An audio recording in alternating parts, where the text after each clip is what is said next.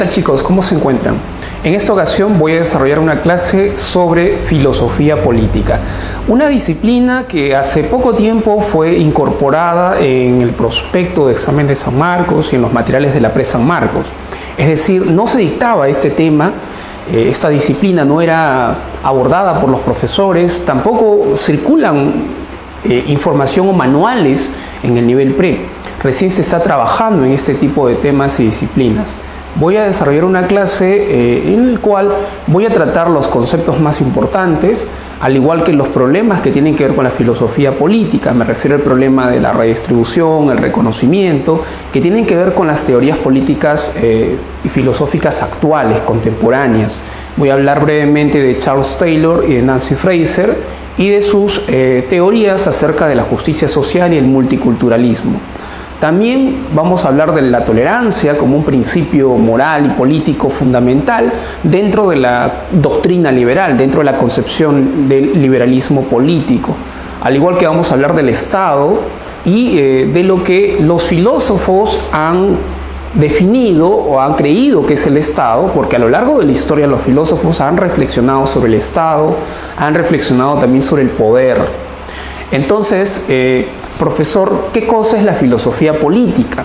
De todo lo que he hablado, en realidad tiene que ver con esta disciplina. La filosofía política es la reflexión crítica, ¿ya? La reflexión crítica, el examen crítico que realiza el filósofo sobre los conceptos, sobre las teorías y las doctrinas políticas, ojo, que fundamentan la organización de la sociedad, las formas de organización de la sociedad. En eso consiste la filosofía política. Y para eso, justamente, tenemos que estudiar esas teorías y esos conceptos. ¿Ok? Conceptos como tolerancia, ciudadanía, Estado, poder, legitimidad, soberanía, reconocimiento, redistribución, justicia social, etc. De eso vamos a hablar a continuación. Bien, chicos, recordemos entonces. La filosofía política es aquella disciplina filosófica que se encarga de la reflexión o realiza una reflexión crítica sobre los conceptos, teorías y doctrinas políticas que fundamentan las formas, ¿ya? Las distintas formas de organización de la sociedad, ¿ya? De la vida social, es decir, de cómo se vive en la sociedad. ¿Ok? Bien, entonces vamos ahora por aquí para estudiar aquí el concepto de Estado, ¿ya? El Estado. ¿Qué es el Estado? ¿Cómo es que se ha reflexionado, se ha definido, se ha tematizado el Estado? Es decir, el Estado como objeto de estudio para los filósofos. A ver, brevemente vamos aquí a plantear algunas de las nociones, definiciones acerca del Estado de los siguientes filósofos. Por ejemplo, en el caso de Platón, recordarás, Platón escribió La República, ¿ya? Es un tratado compuesto de varios libros cuyos temas principales eran la justicia. Ahí Sócrates se pregunta, recuerda que Sócrates es el personaje principal, pero quien escribió la obra fue Platón. Sócrates como personaje principal en los diálogos se pregunta por la justicia. ¿Qué es la justicia? La justicia se convierte en un tema central de la filosofía política, por supuesto. ¿Ok? Ahora, pero ahí se plantea un modelo de sociedad. O sea, Platón nos va a plantear el Estado como república, como un modelo de sociedad casi perfecto, ¿ok? Y ese modelo de sociedad, esa república, tiene que estar gobernada, dirigida por los filósofos. Una república gobernada por filósofos es lo que Platón estaba pensando. Después tenemos a Aristóteles. Aristóteles, ¿ya? Escribe un libro titulado La Política, ¿ok? La Política de Aristóteles. Y en este libro nos habla de la polis, ¿ya? La polis como una ciudad-estado, la ciudad-estado de Atenas, Grecia, una sociedad casi perfecta, ¿ya? Modélica, diríamos que es un modelo de sociedad para Aristóteles, y él consideraba que dentro de esta sociedad vivían los hombres libres. Los hombres libres vivían dentro de esta sociedad, obviamente que también habían esclavos, pero los que vivían fuera de la polis, decía Aristóteles, no eran hombres libres, no eran ciudadanos en sentido estricto. Los que vivían fuera de la polis eran bárbaros. Entonces Aristóteles decía, ¿no? El hombre es un animal político porque vive dentro de la polis. Los que viven fuera de la polis o son bestias o son dioses, pero no son humanos, no son seres humanos, porque el hombre, el ser humano, es un animal político, son politicón, polis habitada por el son politicón, el animal político. En la época moderna tenemos a Hobbes, Thomas Hobbes, quien concibe el Estado como un leviatán, un personaje bíblico, es decir, una suerte de monstruo, ya, que concentra todo el poder, un leviatán con el poder absoluto, ya, con poder absoluto. Tenemos, por otro lado, la concepción de John Locke, un liberal, ya, teórico, padre del liberalismo político. John Locke va a definir el Estado como un cuerpo común, una organización de hombres que se ponen de acuerdo a través de un contrato social. Locke habla del contrato social, es un contractualista clásico, representante de la tradición liberal del siglo XVIII y del contractualismo del siglo XVIII. El Estado como un cuerpo común, como una organización de hombres que se ponen de acuerdo, que establecen un contrato y de esta manera dan origen al Estado, al aparato de poder con sus instituciones. Entonces, ese cuerpo común tiene poderes limitados.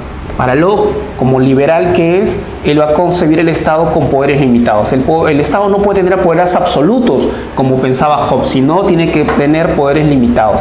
¿Cómo limitar el poder del Estado? ¿Cómo limitar el poder del Estado? Dividiendo el Estado en poderes, en 3 poderes. Por eso Locke va a proponer la división de los poderes, ¿ok? Para evitar la concentración del poder. Hegel, por otro lado, tenemos a Hegel, quien va a sostener que el Estado es la manifestación del espíritu objetivo, o es la realización del espíritu objetivo. Es decir, el espíritu objetivo, en otras palabras, Dios, porque Hegel es idealista, Dios se encarna, se manifiesta en las instituciones sociales y políticas, ¿ok? Entonces, el Estado es la encarnación de Dios en la tierra. Para Marx, el Estado debería ser un órgano de opresión de una clase social sobre otra clase social. Marx va a proponer la extinción del Estado. El Estado se extingue. El Estado no va a existir siempre, sino que se va a extinguir. No es lo mismo abolir el Estado que extinguir el Estado. Los anarquistas proponen la abolición del Estado, es decir, la destrucción del aparato del Estado como órgano de poder. En cambio, Marx va a proponer la extinción, porque para Marx el Estado es un instrumento que va a ser utilizado para establecer una dictadura del proletariado, y después de la dictadura, establecido un régimen socialista y comunista, el Estado se va gradualmente extinguiendo hasta desaparecer. Elementos del Estado. El territorio es un elemento del Estado, es el espacio físico, ¿cierto?, donde habitan los ciudadanos. El pueblo, ¿ya? Aquí está el pueblo, el grupo humano, el grupo poblacional, con sus creencias, costumbres, con su cultura, y el poder político, es decir, la relación que se establece, ¿ya?, una relación de mando que se establece entre el gobernante y el gobernado. Características del Estado. El Estado promueve el interés común, el interés de la mayoría o el interés común, el bienestar de todos. Esto, claro, en teoría. Asociación. El Estado en teoría es una asociación necesaria, es decir, es necesaria la existencia del Estado. No se puede vivir fuera del Estado, fuera de la sociedad, fuera de la polis. Controla el uso legítimo del poder. El Estado controla el uso legítimo del poder, dice, significa que, ojo, los políticos pueden hacer uso del poder y es respaldado por la ley, por el derecho de Estado, por la ley, lo que llaman razón de Estado. Ellos tienen derecho a ejercer su poder sobre los ciudadanos porque está contemplado en la ley. Y el Estado también es soberano, es una autoridad que tiene sus fueros y sus poderes que deben ser respetados por la sociedad civil. El poder político. El poder político, podemos definir el poder político como una relación de mando y obediencia entre un gobernante y un gobernado. Entonces, hay poder político cuando alguien obedece y alguien manda, ¿ok? Bien, ahora podemos considerar el punto de vista de muchos filósofos. Aquí he mencionado a 2 teóricos o filósofos de la política. Uno de ellos es Carl Schmitt. Carl Schmitt es un alemán, un teórico, un pensador alemán, que fue duramente criticado porque de algún modo él se suscribe a favor del régimen nazi.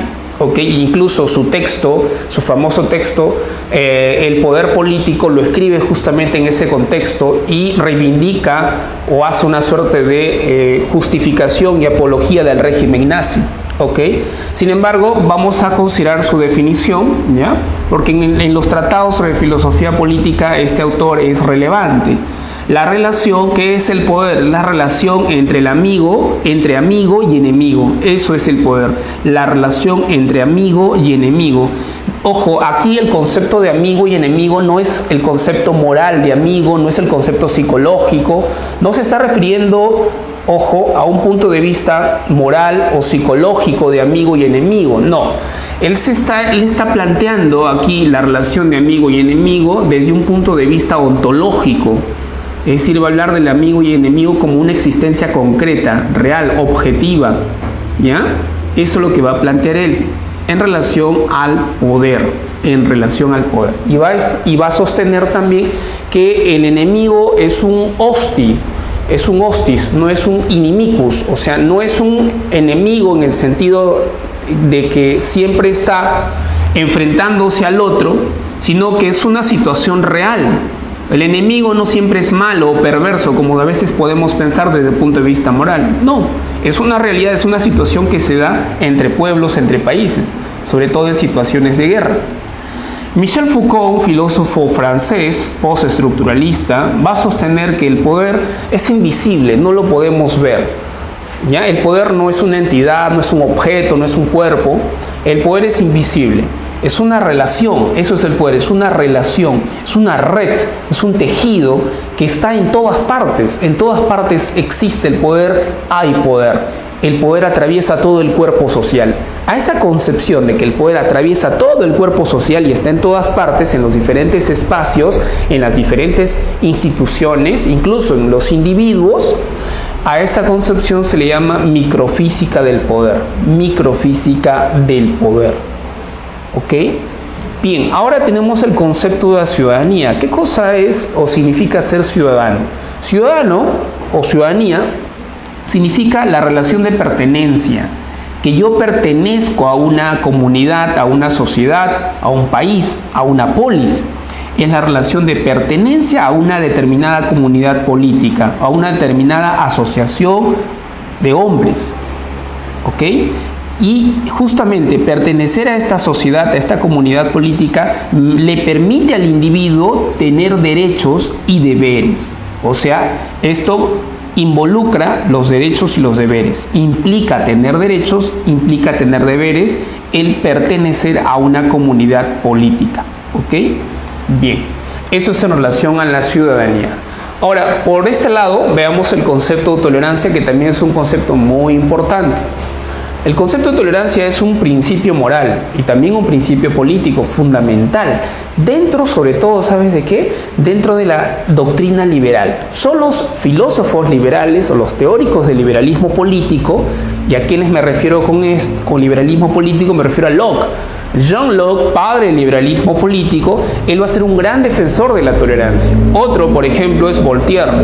Voltaire también va a ser un gran defensor de la tolerancia. La tolerancia es un principio político liberal que promueven los liberales, ¿ok? Ahora, y también se promueve en sociedades democráticas, por supuesto. Ese principio liberal forma parte de las políticas, ojo, democráticas o formas de gobierno democráticas, ¿ya? Y es ahí donde se promueve la tolerancia o la cultura de la tolerancia. Entonces, ¿en qué consiste este principio de la tolerancia? Consiste en el respeto de las opiniones y las creencias contrarias a las nuestras. Ser capaces de escuchar y de respetar la opinión de los demás. Así no estemos de acuerdo con ellos. Así esas opiniones sean contrarias a nuestras opiniones. ¿Ok? Bien, entonces estos dos pensadores van a ser los promotores y los que van a defender este tipo de principios morales y políticos. Locke y Voltaire, principio de la tolerancia.